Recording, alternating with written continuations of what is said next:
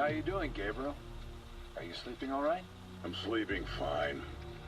Honestly, Doc, you guys need to take a step back on this and let us do our jobs. Soldiers who've been through a traumatic experience tend to indulge in their work almost to an excessive level. You ever seen combat, Doc? I've seen what it does to people. Well, that's the problem. You've never had the choice of life and death in your hands. A little squeeze of the trigger and you've taken a life from this earth. In an instant, a living, breathing person is nothing more than a grease spot. Now why don't you imagine that happened to a friend? A brother, a father. Someone who saved your life multiple times and a little piece of brass just takes them away. Forever. Lights out. So why don't you just write down whatever you think they should do with me, Doc? Tell them I have PTSD or whatever the hell you want. But when that happens to a man on my team, it doesn't make me reconsider why I do what I do. Fact is, it makes me want to find the bastard that did it and show him why he messed with the wrong men. We do bad things to bad people, Doc. The sooner you understand that, the sooner we can get back to work.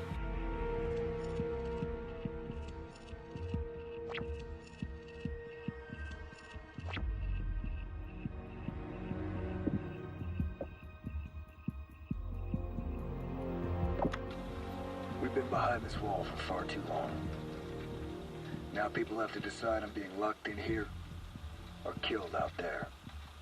We found another one of them today. The pits. The Federation fills them with civilians.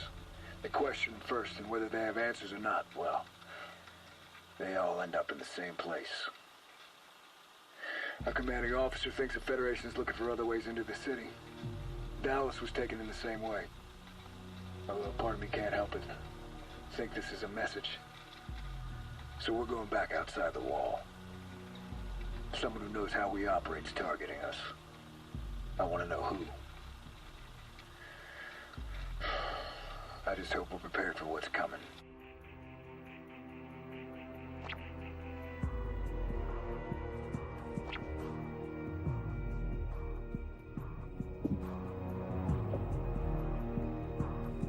I have been to No Man's Land more times than I can remember now, and it still gives me nightmares.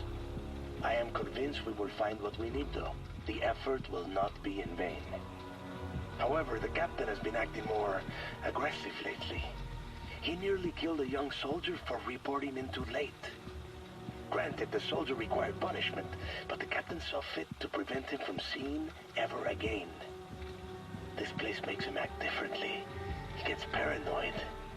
Like someone is watching him. Best to stay on his good side, then.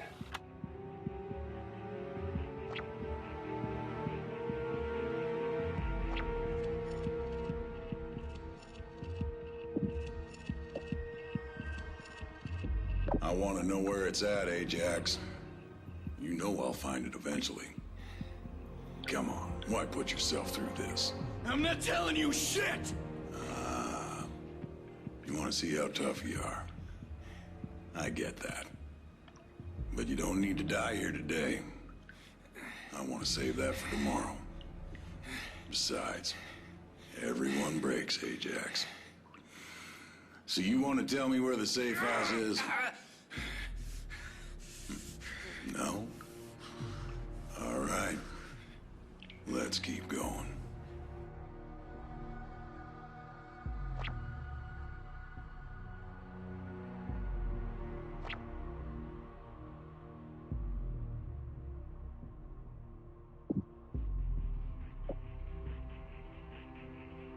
The wall will break today. Yes, sir. We're well ahead of schedule. Our dig sites proved to be useful. That's what Victor tells me. He's got everything he needs now. Victor Ramos. Yes, sir. I'm on my way to the shop to meet with him. He says full-scale production by the end of the month. Yes, sir. I understand. I'll take care of it.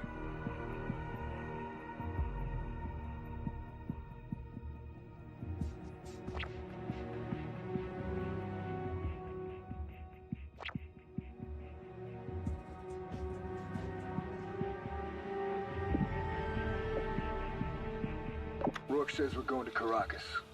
The Lion's Den.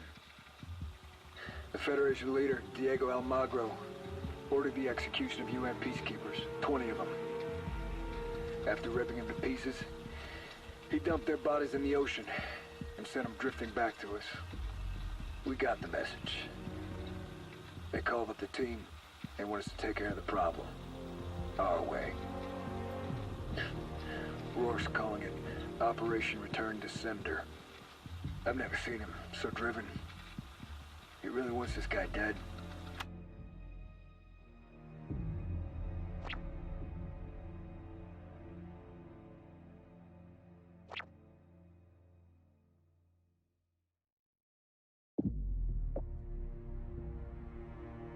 I know they're out there. They're looking for me. Let's hope they do a better job this time. Victor is confident his prototype will work, and I agree. Things are moving fast now. It's odd when the moment finally arrives. I still get that queasy feeling in the pit of my stomach, even after all these years. They'll go after him first. They'll break him to get to me. But now that his work is complete, well, he's become expendable. So let him come. Let them find him.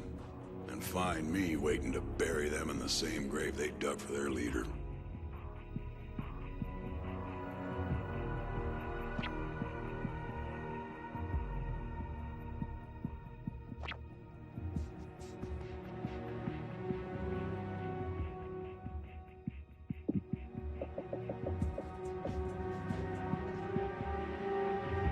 Ever since Ajax's death, I haven't been able to shake this feeling of unease. Roark's alive, and he's hunting us. We managed to track him down to Mexico, but I can't help but feel something's wrong. J-Sock has to have him, so they're sending in the team once again. Elias's boys, Hesh and Logan. And I think of how they're paying for the sins we committed. How Elias is putting them in the sights of a madman. And how they might be our only hope to stop him.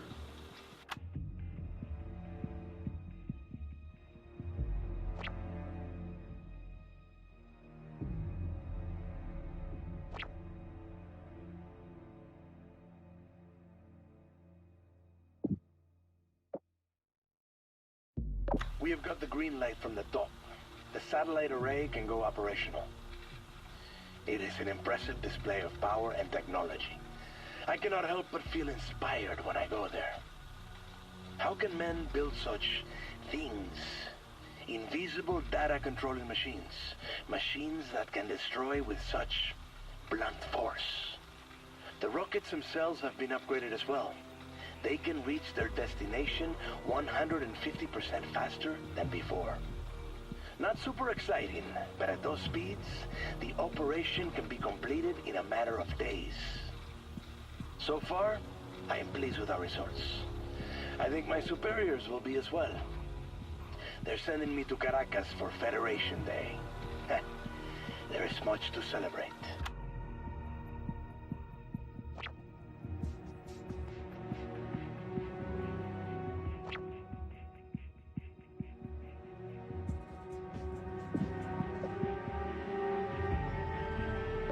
What happened?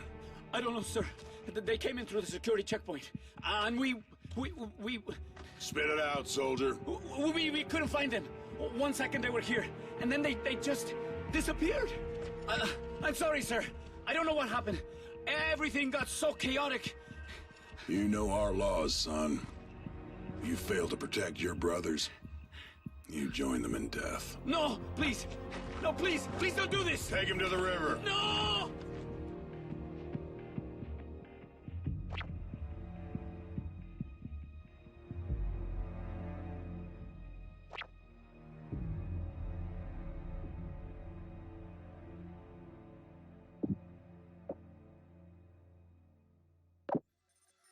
We were able to pick up some comms traffic thanks to the intel you found. What follows is a distress call from a nearby ship in the Federation fleet. Sir, we have multiple alarms originating from the Atlas platform. They say they're under attack. What about the perimeter forces in the area? No response, sir. Get the Admiral. tell them we're under attack by American forces. I need all available resources to the location. Now! Yes, sir.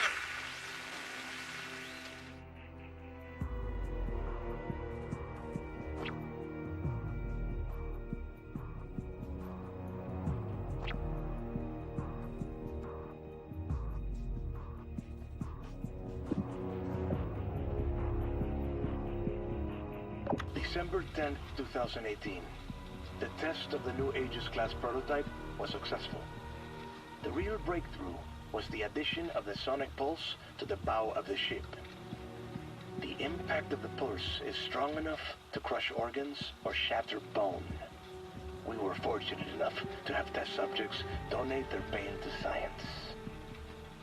With this ship, we can keep our eyes focused above the water. Although my employer, Rorke, thinks I am underestimating our enemy. I told him we ran dozens of tests without a single soul avoiding the sonar pulse. Still, he seems to believe there are flaws, and certain men can exploit those flaws. Well, back to the drawing board.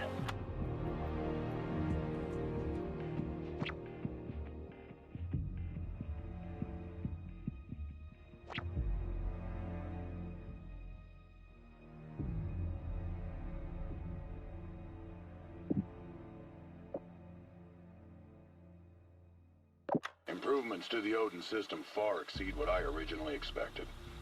With the help of our quantum computers, Victor managed to shrink everything down, make it smaller, more efficient. Multiple firing platforms, all connected through the central hub, low-key. This war's coming to an end, albeit a catastrophic one. Much in the same way it started.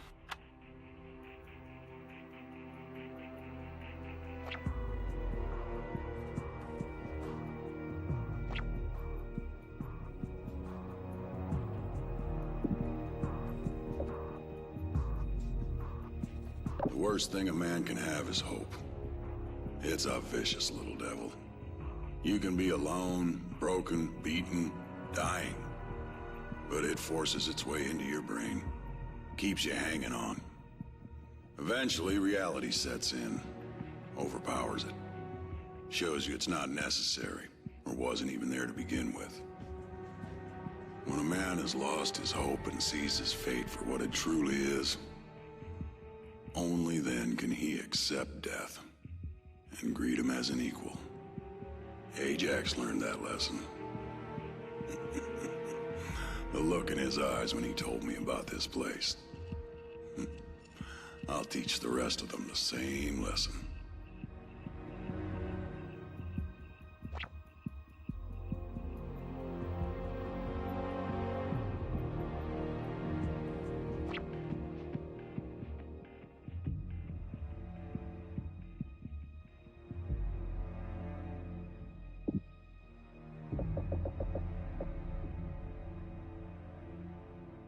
David Hesh Walker, Lieutenant, United States Army. Still hard to imagine the world without Dad. Nothing makes sense without him here. Keep replaying that day over and over in my head. If I just would have been stronger, a little faster, he'd still be here with me. And the only thing keeping the guilt away is the thought of finding Rorke and making him pay. We're launching an operation to take him down and hit the Federation hard.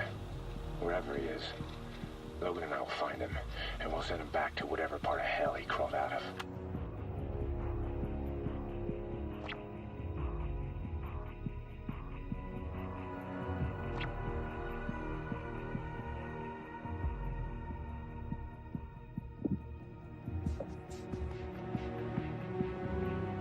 They're sending everything they have to stop us now. One way or another, the tide's about to turn. I've hunted my own men down, taken them away from this world by force if necessary. And now they want vengeance. Let them come. Let them suffer the same fate as Ajax, as Elias. His youngest, though, Logan. He's different than the others. Boss wants him alive. 100 soldiers for one more ghost, he says. Now there's a man even I can follow.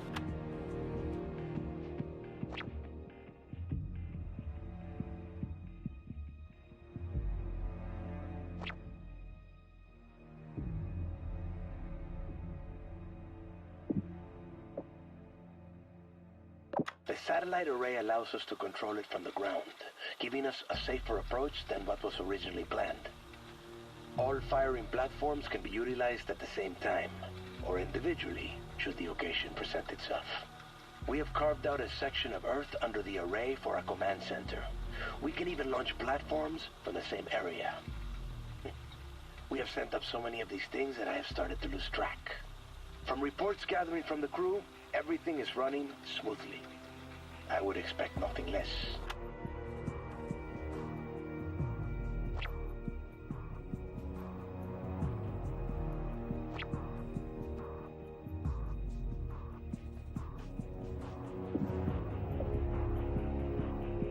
I am Gabriel Roark. I have been trained by your government to be a weapon, trained to kill and destroy, all in the name of liberty and justice. Even surrender my very life in service to your country. But I'm not one of you. The just have turned their backs and become deaf to your cries. Who then will show them justice? Who will show you the liberty they have promised? The weapon they have created will be their undoing. But do not fear this. Do not fear me. It is only natural. Like the collapse of Rome, your cities will crumble, and there will be great sorrow. But from the ashes of this diseased metropolis, a rebirth will occur. It will be paid for with blood and steel. Liberty must be restored. I am Gabriel Roark, and I am here to show you the true meaning of justice.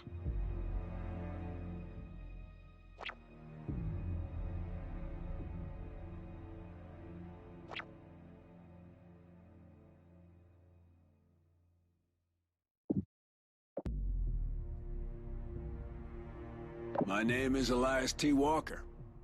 I'm a captain in the United States Army. Retired. Supply and requisition.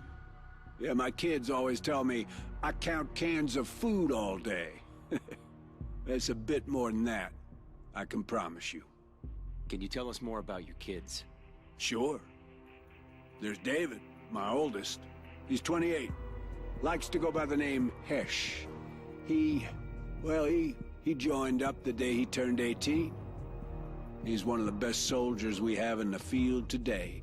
Then again, maybe I'm biased. My youngest, that's Logan. He reminds me a lot of his mom. Logan always follows David. I mean, always. There was this one time, 3 of us were walking along the beach down in Point Loma down south. I was leading, David was behind me, and Logan behind him. But when I turned around, there were only 2 sets of footprints. Yeah, Logan had been walking exactly, I mean exactly, in his brother's footsteps. Like I said, he always follows his brother.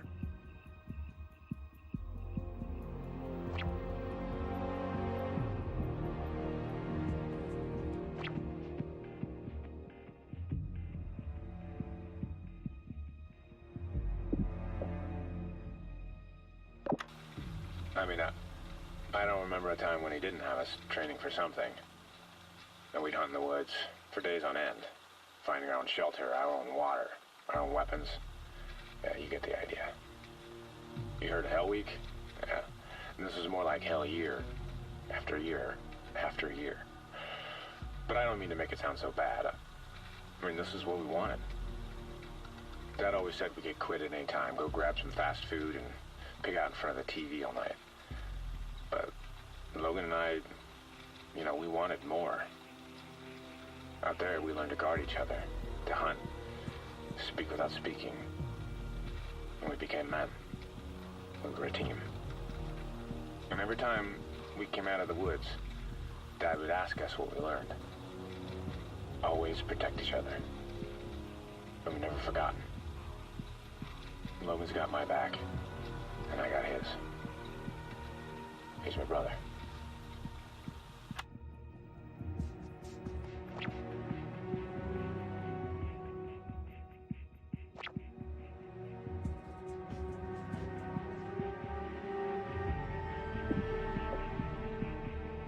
I'm sorry, what was the question? Why do you fight for America? Right. That's a good one. We had a new guy about 6 years back. Kept talking about making the world safer. World peace or some stupid shit like that. 2 months later, he's handing out shoes in Ramadi and gets gunned down by a 12-year-old. Peace doesn't exist. It can't happen. I'm sure you're familiar with the devil. Well, before old Whitebeard kicked his ass out of heaven, he went to war against him. A war in heaven. See, this shit existed before we did. War's ancient. No sense in trying to change it. When people ask me why I fight, I always tell them the same damn thing. I like winning.